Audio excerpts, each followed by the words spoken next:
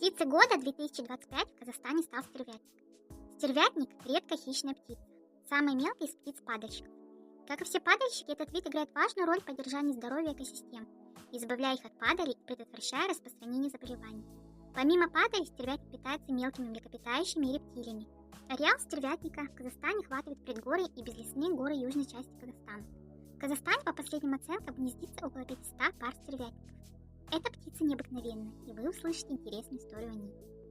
В высоких горах, вдали от суеты и шумных городов, жила птица-стервятник. Эта величественная птица с широкими крыльями и темным оперением всегда привлекала внимание своим необычным видом и грацией полета. Стервятник была не просто хищником, она была символом силы и мудрости. Каждое утро, взмывая в небо, стервятник осматривал свои просторы. Она парила над зелеными долинами и скалистыми вершинами, наслаждаясь свежим воздухом и теплом солнца. Ее острое зрение позволяло замечать даже самые мелкие детали на земле. Стервятник знала, что ее роль в природе не ограничивается охотой. Она помогала поддерживать баланс в экосистеме, очищая землю от падальщиков. Однажды, во время одного из своих полетов, стервятник заметила нечто странное внизу. На склоне горы лежал раненый олень. Его глаза были полны страха, а тело истощено. Стервятник, хоть и была хищником, почувствовала сострадание к этому животному. Она решила не поддаваться инстинктам и помочь оленю. Хитрая лиса хотела, чтобы стервятник склевал оленя. Но стервятник сказала, что она ест только мертвых животных, и они обязаны спасти оленя.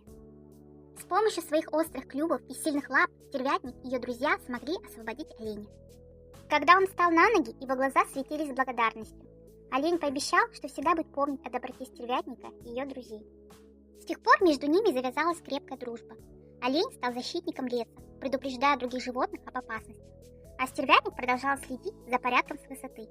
Они часто встречались, делясь историями и наблюдениями о жизни в лесу. Стервятник поняла, что ее сила не только в способности охотиться, но и в умении помогать другим.